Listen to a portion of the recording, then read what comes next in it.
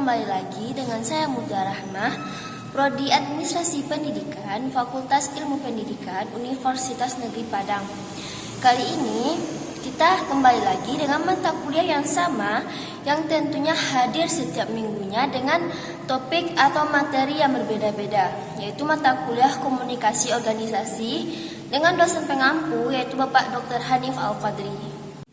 Pada pertemuan kali ini kita akan membahas yaitu tentang komunikasi publik dalam organisasi, yang mana setiap minggunya saya akan memberikan materi tentang komunikasi organisasi yang tentunya selalu dalam konteks organisasi. Melihat bagaimana persoalan komunikasi yang sering terjadi yang ada kaitannya dengan lembaga secara keseluruhan pada kondisi pekerja yang secara langsung ataupun tidak langsung akan memberikan dampak pada persoalan kinerja sebuah lembaga atau perusahaan ataupun organisasi. Dan untuk kali ini kita akan melihat bagaimana persepsi kita atau pemanfaatan sebuah lembaga terhadap komunikasi yang disebut dengan komunikasi publik. Nah, yang jadi pertanyaan dasarnya yaitu apa sih sebenarnya komunikasi publik tersebut? Apa yang membedakan komunikasi ini atau komunikasi publik ini dengan komunikasi lainnya seperti komunikasi kelompok kecil, komunikasi interpersonal dengan komunikasi yang kita bahas pada pertemuan kali ini. Kalau kita lihat dari sisi konsep komunikasi, itu pada prinsipnya sama antara komunikasi publik dengan komunikasi lainnya, yaitu proses pertukaran info atau pesan atau penyampaian message atau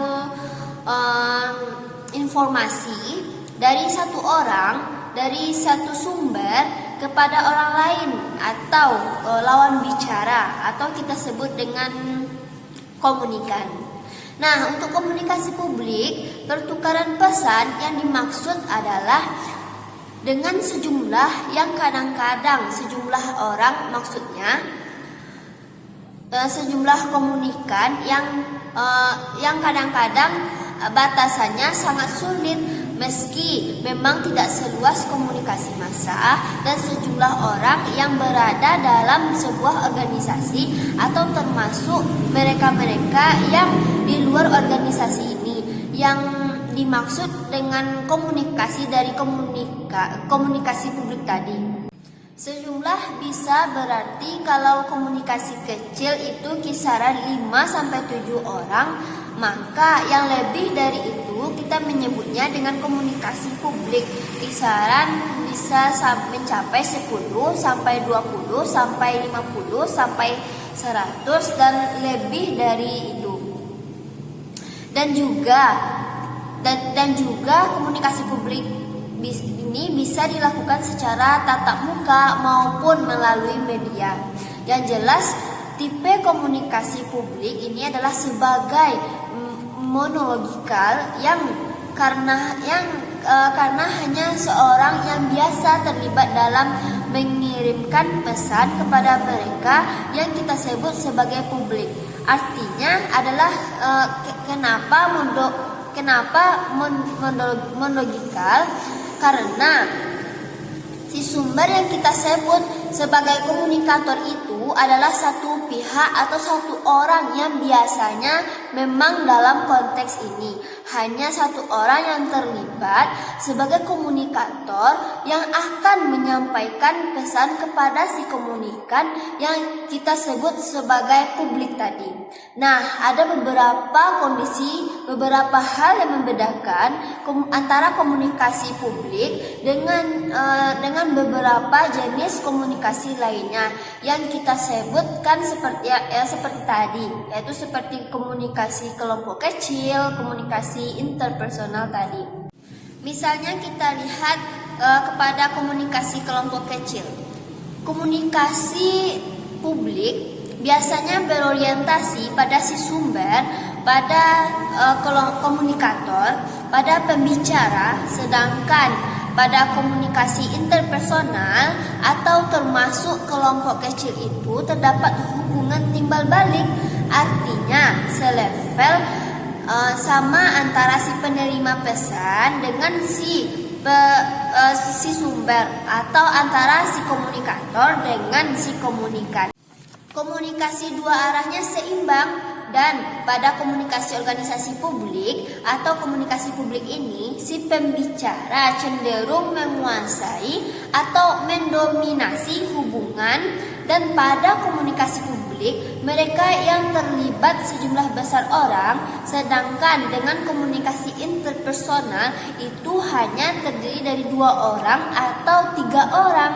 Dan komunikasi yang kita sebut kelompok kecil itu tidak lebih dari 5-7 orang sebagai penerima maksudnya. Jadi kalau kelompok kecil 5-7 orang, kalau interpersonal 1, 2 atau 3 orang.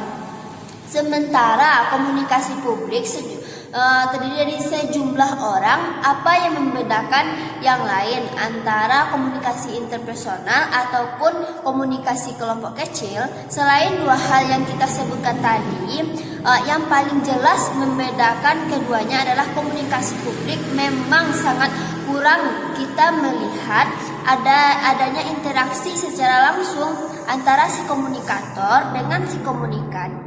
Nah, hal ini yang menjadikan kurangnya interaksi secara langsung antara kedua belah pihak ini, sehingga seakan-akan si pendengar lebih hanya berfungsi sebagai penerima pesan saja atau mendengarkan saja, karena memang sulit melakukan interaksi secara langsung antara satu orang dengan sejumlah orang yang ada di depan kita. Semakin banyak jumlahnya, maka orientasi yang terjadi feedback secara langsung di antara kedua belah pihak semakin kecil. Yang keempat, yaitu bahasa yang digunakan dalam komunikasi publik itu jauh lebih umum dibandingkan dengan komunikasi interpersonal. Karena komunikasi interpersonal itu kita hanya bersentuhan langsung dengan 1 atau 2 orang saja. Maka komunikasi publik ini dituntut untuk lebih mengenali lawan bicara kita, yang termasuk dengan komunikasi kelompok kecil, tetapi komunikasi publik yang terindikasi dengan sejumlah orang atau banyak orang yang kita sulit sekali memprediksi mereka atau mengenali mereka satu persatu. Maka kita ambil titik tengahnya untuk menggunakan bahasa-bahasa atau istilah-istilah yang jauh lebih umum, yang lebih memungkinkan untuk dipahami atau dimengerti secara umum oleh banyak orang. Nah, inilah yang membedakan antara komunikasi publik dengan komunikasi lainnya. Sekarang kita masuk ke tujuan dari komunikasi publik. Apa sebenarnya tujuan dari komunikasi publik tersebut?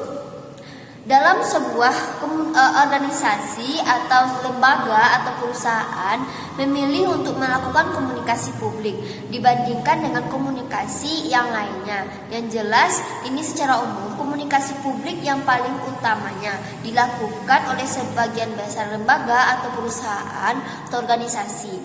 Karena komunikasi publik ini adalah dalam rangka memberikan informasi kepada sejumlah besar masyarakat, sejumlah besar yang orang, maka kita sebagai publik mengenai organisasi. Misalnya mengenai aktivitas-aktivitas lembaga, aktivitas-aktivitas perusahaan, termasuk produk dan hasil produk dari organisasi ini akan diketahui serentak dalam waktu yang sama sekaligus. Komunikasi publik sebenarnya juga memiliki tujuan untuk menjalin hubungan antara organisasi dengan masyarakat atau dengan mereka-mereka yang ada di luar organisasi. Dan komunikasi publik juga sebenarnya Kalau kita analisis lebih jauh, itu sebenarnya digunakan untuk hiburan kepada semua orang yang disinyalir sebagai mereka yang punya dampak atau memberikan dampak akan hadirnya lembaga di tengah-tengah mereka, dan tujuan-tujuan itu sebenarnya satu sama lain berhubungan dan sulit untuk dipisahkan. Di samping adanya tujuan umum, ada juga tujuan khusus yang ditetapkan oleh lembaga atau perusahaan itu sendiri yang paling paham sehingga dipilihnya atau dilaksanakannya komunikasi publik ini dalam bentuk pernyataan yang ditulis dalam kalimat lengkap. Apakah ini dimanfaatkan dalam bentuk komunikasi tertulis atau tidak tertulis ataupun secara langsung? Kemudian muncul pertanyaan, ada pentingnya nggak sih kenapa komunikasi publik itu dilaksanakan atau dipilih oleh sebuah lembaga, organisasi sebagai sistem terbuka dengan lingkungan luarnya yang mau tidak mau akan terlibat secara langsung, akan punya hubungan terutama dengan badan atau lembaga lain yang berpengaruh kepada organisasi itu sendiri. Mau tidak mau hubungan ini harus dibina di organisasi dengan baik. Sekarang kebanyakan organisasi atau lembaga atau perusahaan merasa penting untuk mengadakan bagian kepada masyarakat dalam organisasinya untuk menangani berbagai macam kasus terkait dengan permasalahan yang berhubungan dengan promosi lembaga atau perusahaan atau dengan produk yang mereka hasilkan. Salah satunya tujuan dari komunikasi publik adalah untuk memberikan hiburan dan termasuk persoalan yang kita anggap yang terlalu sepele. Nah, kebanyakan organisasi sudah menyadari persoalan tentang komunikasi publik yang telah menyadari berbagai macam program yang seharusnya yang sudah direncanakan dan didesain sedemikian rupa sejak dari awal. Hal ini dapat kita lakukan atau dapat dilihat yang banyaknya kita jumpai di berbagai media yang digunakan untuk alat oleh lembaga dalam rangka proses komunikasi publiknya, seperti brosur, majalah, surat edaran, poster, dan lain-lain.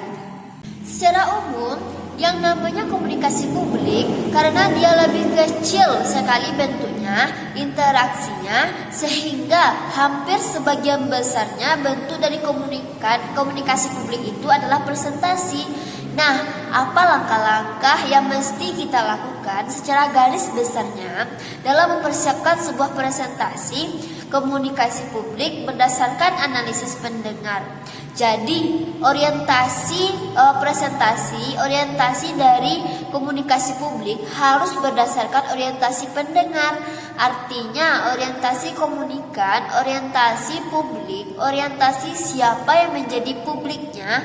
Kita sebagai tujuan dari komunikasi itu dilakukan langkah-langkah persiapannya. Langkah-langkah persiapannya itu adalah yang pertama, yaitu si pembicara yang menjadi sumber atau komunikator dari lembaga atau perusahaan yang telah ditentukan atau dipilih sudah harus menentukan dengan seksama siapa yang menjadi pendengarnya atau siapa yang akan mendengarkan atau siapa yang akan menjadi publik penerima pesan yang akan disampaikan tadi.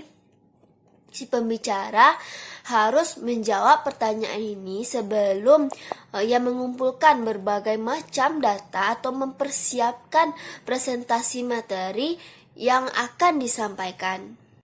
Nah, si pembicara harus dapat mempelajari berbagai macam cara berapa besarnya si pendengar dan bagaimana latar belakang mereka. termasuk latar belakang demografis dan psikologis mereka.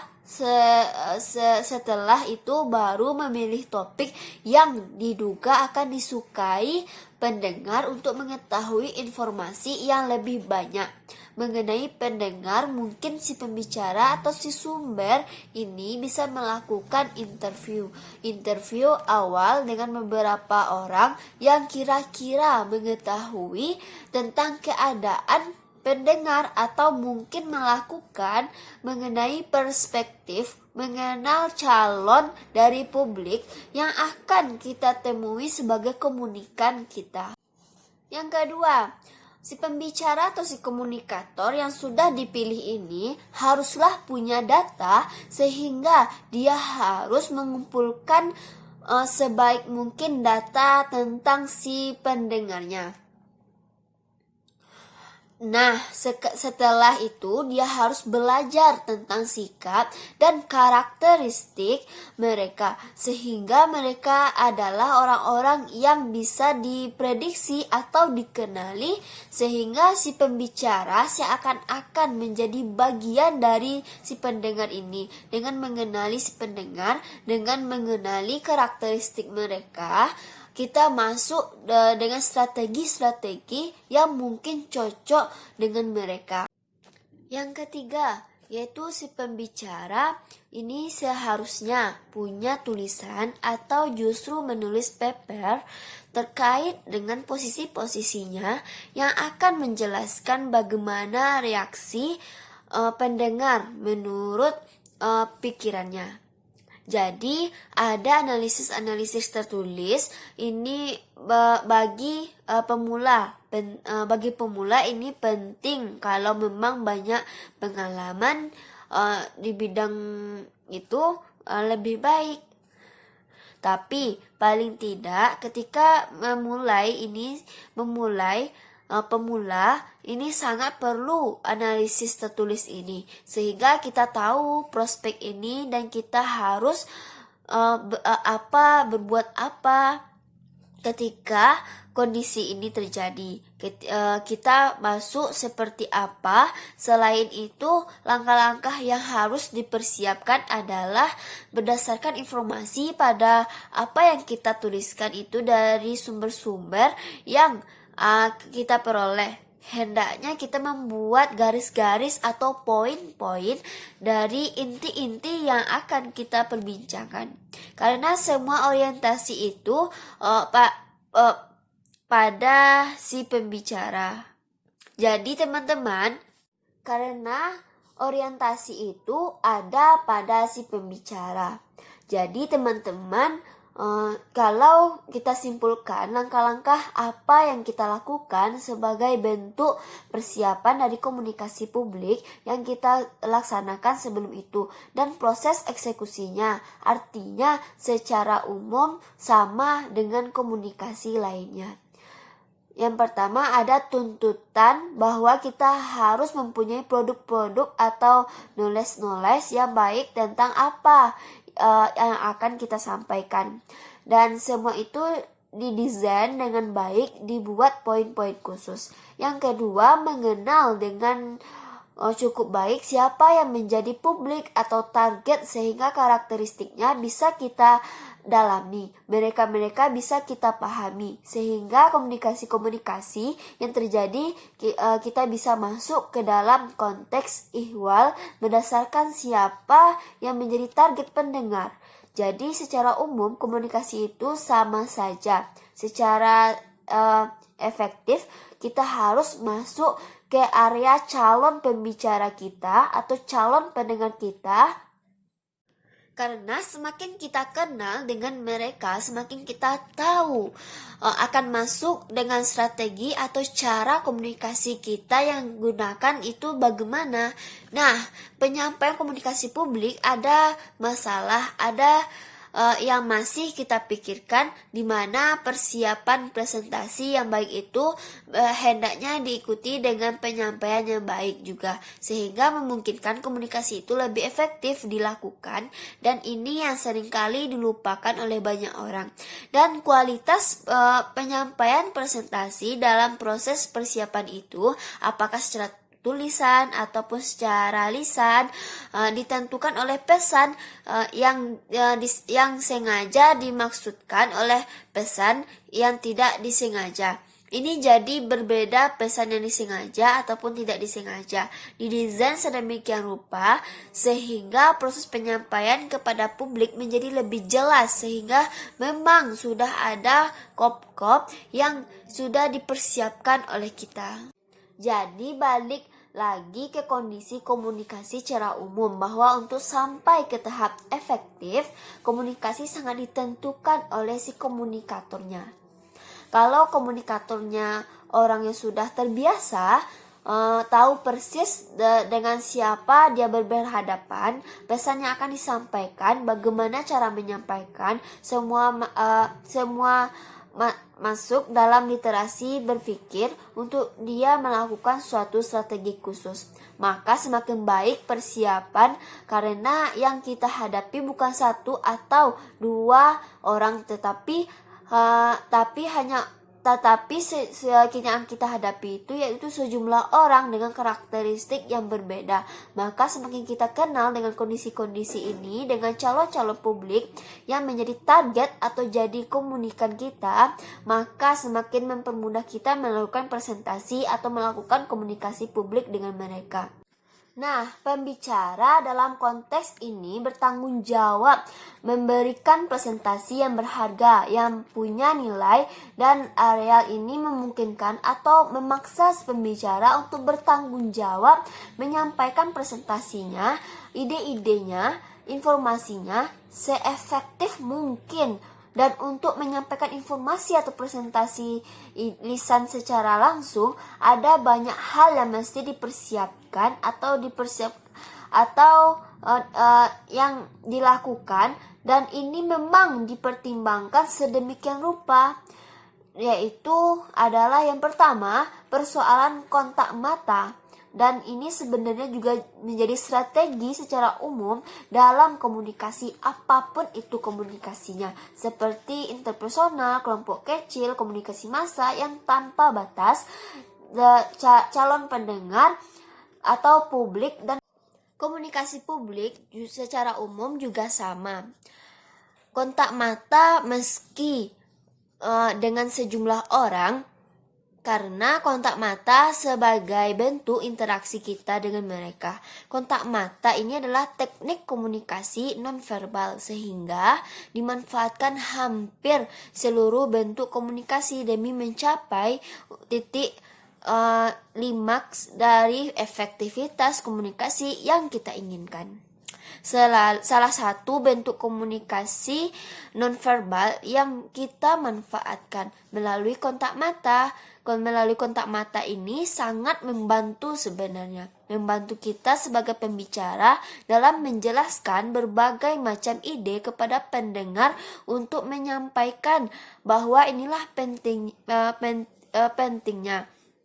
Maka melalui komunikasi kontak mata ada sesuatu yang kita sampaikan.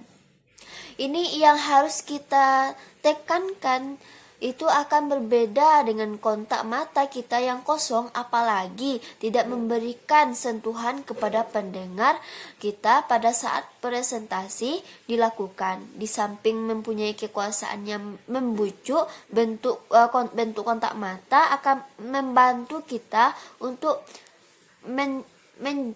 menjadi perhatian mereka, sehingga kita bisa tahu pada saat kapan kita ditinggalkan oleh pendengar kita. Jangan kita terlalu pede dengan untuk meyakinkan bahwa orang akan selalu memerhatikan kita. Dengan klimaks waktu yang panjang secara psikologi, manusia mempunyai keterbatasan untuk bisa fokus terhadap seseorang, apalagi ketika yang menjadi pembicara tersebut tidak menarik.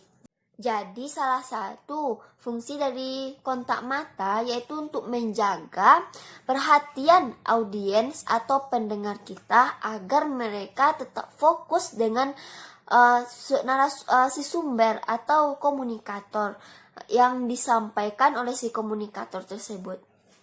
Yang kedua yaitu persoalan vokalik dan ini terkait dengan kecepatan berbicara, modulasi, nada suara, irama suara, dan ini menjadi sangat penting termasuk penekanan pada kata-kata tertentu dan bagaimana kita memainkan modulasi suara dan menyampaikan sesuatu, memberikan kalimat-kalimat yang kita bot-bot dan bagaimana menyiasatinya sehingga itu menjadi satu statement bahwa kita menyampaikan presentasi tidak dalam konteks yang datar, tidak menarik atau seperti robot, dan ini yang membedakan seseorang mempunyai jam terbangnya. Jadi semakin power seseorang, semakin tinggi jam terbangnya, maka semakin nyaman dan semakin enak buat kita mendengarkannya. Yang ketiga yaitu persoalan ketepatan. Nah, kadang-kadang sebuah presentasi yang disampaikan oleh seseorang dalam situasi informasi, misalnya atau dalam suatu soal suasana rileks, maka penyampaian presentasi harus disesuaikan dengan kondisinya. Begitu juga sebaliknya, supaya tetap mendapatkan suatu rasa perhatian dalam dan keinginan seseorang untuk tetap mendengarkan kita. Jadi tuntutan presentasi pada jam kritis-kritis itu 2 kali lebih lipat membutuhkan strategi dalam penyampaian sebuah presentasi tersebut. Nah, bagi pemula ini cenderung terlupakan karena kebanyakan para pemula lebih memikirkan bagaimana inti dari presentasi yang disampaikan tanpa memikirkan pendengar kita. Semuanya memberikan pengaruh satu sama lain. Yang keempat yaitu perencana. Kunci strategi yang terbaik dalam komunikasi adalah mendesain rencana komunikasi ini secara tepat dan detail. Karena itu sebelum menyampaikan informasi kita harus lebih dahulu mempunyai rencana yang matang apa yang harus kita sampaikan kepada audiens kita atau kepada komunikan kita. Baiklah, cukup sekian dari penyampaian materi saya. Apabila ada kesalahan atau kekurangan kata-kata, saya minta maaf. Wabillahi taufiq wal hidayah. Assalamualaikum warahmatullahi wabarakatuh.